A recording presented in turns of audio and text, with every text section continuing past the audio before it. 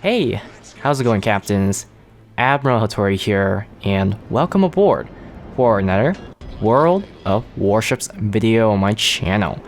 In today's video, I am going to take a look at the Tier 6 Premium Royal Navy aircraft carrier, the Ark Royal. Now, the gameplay isn't that stellar, and I had a difficult time getting a really good game with the Ark Royal, especially when I have very limited time over the week to get some games with World of Warships. So the only issue with this game, well, this is one of the better games I had out of the choices that I had to make in order to make a video commentary, but the only issue with this game is that I primarily use the bombers, the ferry swordfish bombers, just level bombing ships instead of the torpedoes and the fighters with the rocket. Now, I think that the torpedoes are pretty straightforward, and the fighters with the rockets I will talk about later on in the video. But the reason why I primarily use the bombers, the level bombers, is because I decided to test them out and see how well I can do with just this particular plane.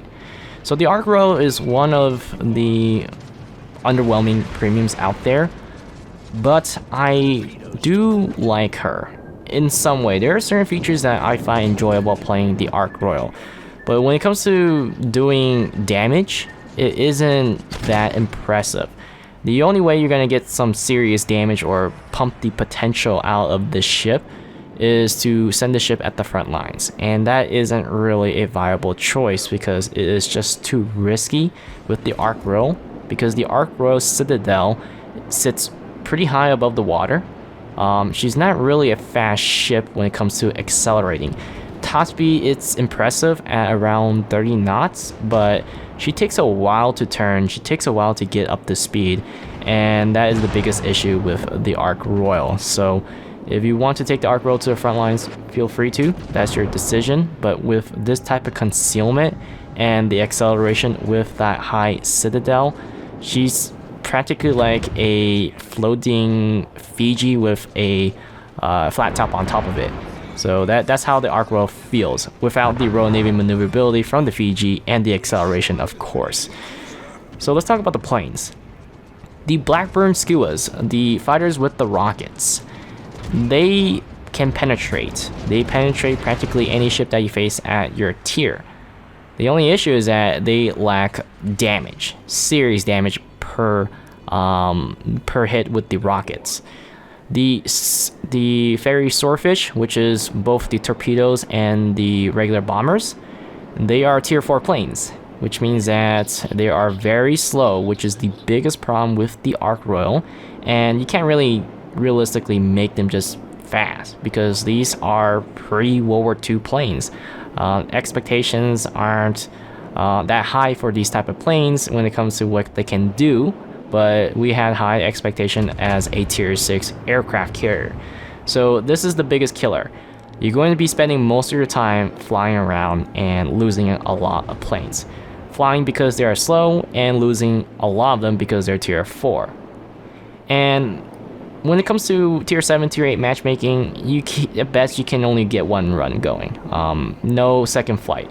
If you get lucky with a tier 5 matchmaking, which is where I would consider the Ark Royal fairly comfortable and reasonable. She doesn't really feel abusive because of how slow the planes are, and she kind of fits very well at tier 5. Now, the thing to make up for the slow planes and having a high fatality rate with these planes is that the Ark Royal is unique.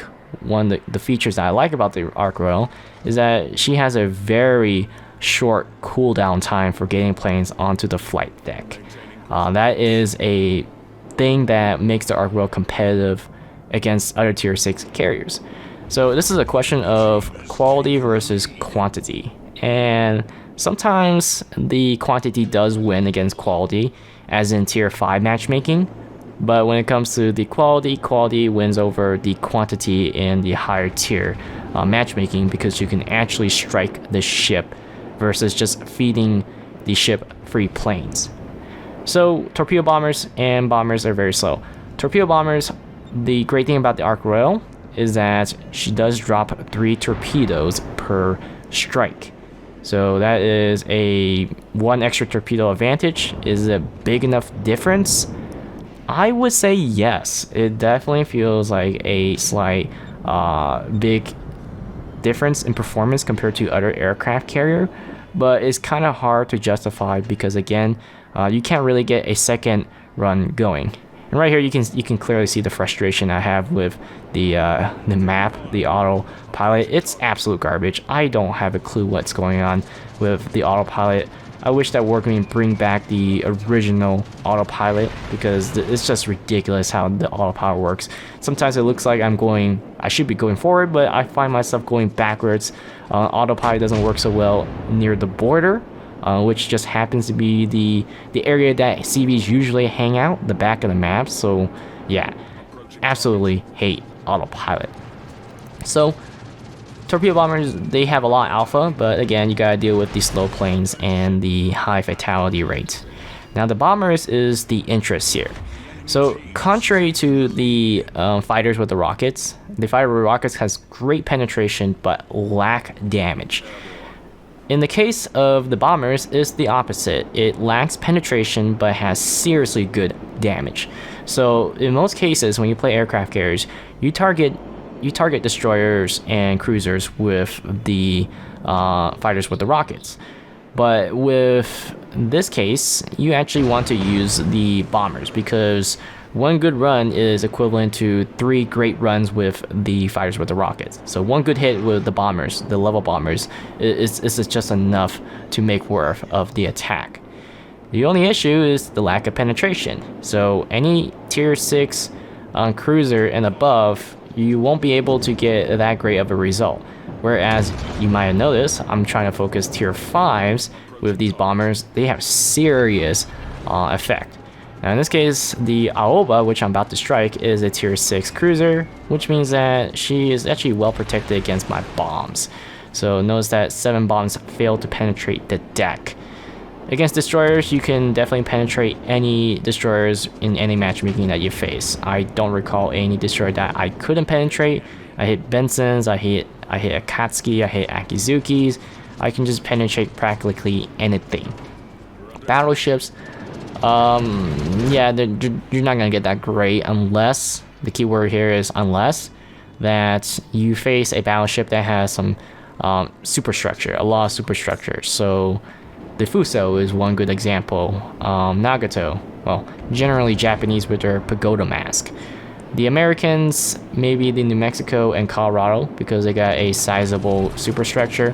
Russians, not so much. I struggle against the Russians.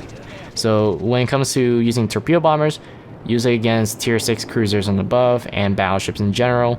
The bombers, the regular bombers, the level bombing, use against any destroyer and any cruiser that is below tier 6, preferably tier 5 exclusively, but you can definitely use them against tier 6, tier 7, tier 8 cruisers if you hit their superstructure.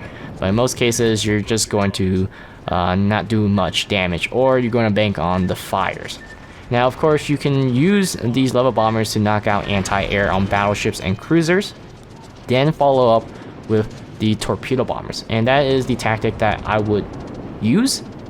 The only issue is that it takes too much, well, how would I describe it? Too many runs, if that makes sense. Because you got first out your planes with the bombers, then follow up with the torpedo bombers. And with the fact that you have tier 4 slow planes, it's seriously inefficient. So that is the problem that you will have to face. But if you're in a situation where late game and there's only 1 ship left and just happens to be a battleship, still has plenty of anti-air, you're really better off just probably start with a torpedo run, get most of your planes shot down, then follow up with the bombers and knock out its AA. By the time you finish knocking out the AA, or at least getting a run with those level bombers, your torpedo bombers should be replenished onto the deck for a run. So you want to alternate between those 2 plane types. The Blackburn Skuas, the fighters with the rockets, I probably rarely use them. I don't know when I ever use them. Maybe if I'm out of both the plane types, the other types, the torpedo bombers and bombers, or the swordfish, just in general, then I'll use the skuas. I'm forced to use the Blackburn skuas, but other than that, I just avoid them. Or maybe if I'm out of the bombers, I would just use the skuas against the destroyers. So if you're looking for destroyers to finish up, then yeah, go ahead, use the skuas. They are your fastest planes, and I believe they are your tankiest planes. I'm not sure, but they're definitely the fastest since they're tier 5. Aside from that, that's the Ark Royal. The ship has horrible concealment. It takes a while to accelerate. A wide, big citadel, so don't get caught by cruisers or battleships. Planes are tier 4. They're slow. Is there any reason to buy the Ark Royal? Well, my reason was simple. The Ark Royal is one of the most beautiful aircraft carriers at tier 6. The Ark Royal has some serious history. She is the most famous aircraft carrier from my point of view in the Atlantic. Is that, you know, it has participated in so many operations. She's responsible for getting the Bismarck caught by the Royal Navy, the main fleet with the battleships, because she jammed the rudder. She participated in many of the operations in the Mediterranean and the Atlantic. Went to hunt for the Graf Spee. There's just so much you can talk about the Ark Royal history. She even tried to help search for the Scharnhorst and the Gneisenau during the early parts of the war. So, historical factor, she has some serious historical factor. A port queen, yeah, probably is a port queen. Again, she does have, you know, unique characteristics in tier 6 for having a high replenish rate, very fast. And ultimately, the biggest reason why I got the Ark Royal was that she was priced very low, and rightfully so because of her mediocre performance, in my opinion. I see people try to defend how the Ark Royal performs, but to me, it's just not there. Unless, again, you stick your ship in the middle of the map and you're right in front of an enemy, but it's just not a ideal tactic to put something like that in the front lines. It's almost like saying that battleships should just self broadside all the time. That's how bad it is of an idea. But when it comes to a time when you need to, like you're about to lose the game, like me right now, then you're gonna have to sacrifice the ship because you got nothing to lose. But aside from that, that's the Ark Royal in a nutshell. She's cheap for a tier 6 premium. She just has a historical significance, and she looks cool. Now the funny thing is that I bought the Ark Royal when she was released, but then I was looking for an article about the missions for a free crate, because every time they do some kind of event like this, because the Ark Royal is an event ship and you can grab a crate and get a mission to unlock the ship, I could not find, or probably at the time I might have overlooked, I couldn't find where they say that you just had to do a mission, do several tasks, and you will get yourself one free crate to get you hooked on the containers. And I couldn't find it, and next thing you know, while I was playing the Ark Royal, I actually got the crate. Now, I was very apathetic about getting the Ark Royal mission, and it turned out, you might have guessed it, I spent money on the ship the day before, and I got the mission with the crate for free. Now, I did get compensated, I think, with credit, not doubloons, which was the sad part.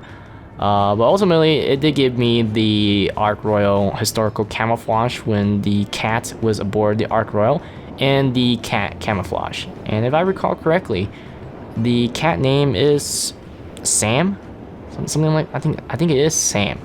So it's a neat touch on the Ark Royal. I mean, if I wanted the camouflage, then I would have to fork over probably $40 if I remember correctly for the bundle. So yeah, I lost on the fact that I just wanted the ship and I could have got it for free. But then again, I got some really nice things from the crate, which is the camouflage that I like. I do like the camouflage, 2 extra camouflage with a total of 3. The base camouflage with the ship, and the cat camouflage with the historical camo. So aside from that, that's basically Ark Royal. Right here, the game is winding down to the end, and I should be using the Torpedo Bombers, but again, I was experimenting with the Ark Royal, decided to just stick with the bombers, the regular bombers. going to go fly over this Gilo Cesare, and looks like right on the superstructure. But unfortunately, again, you're witnessing the issue with these bombs. I should really switch to the Torpedo Bombers.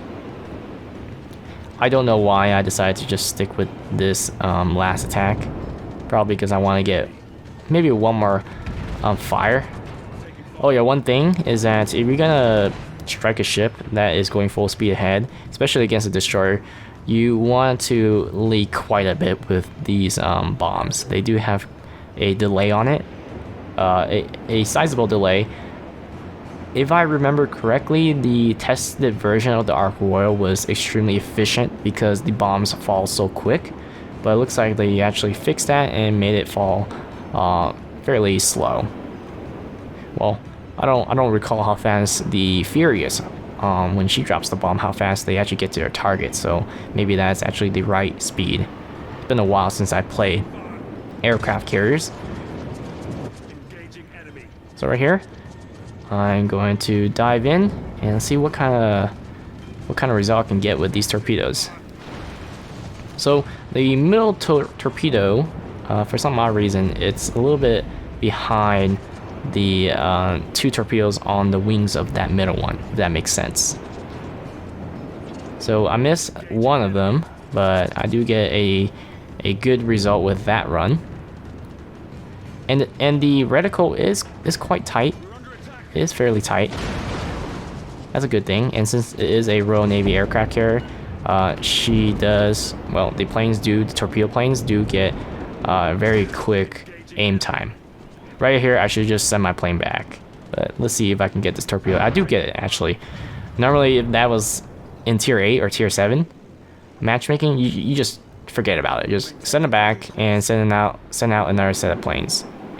And it looks like Friendly New York was able to take out that Cesare.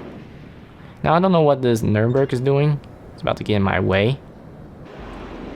But I'm going to turn in and try to get to the B flag. Kind of wish the Nuremberg was at the B flag and just had to wait a little bit for the Cesare to get sunk. But there really isn't a way to get to B flag quick enough again here, because now both me and Nuremberg gotta turn around and head toward B after we capture the A flag. Enemy Furious takes out the New York, and unfortunately, since we had a really bad start and for the duration game left the caps for the enemy team, we won't be able to actually win this game because the enemy team does win on the capture points.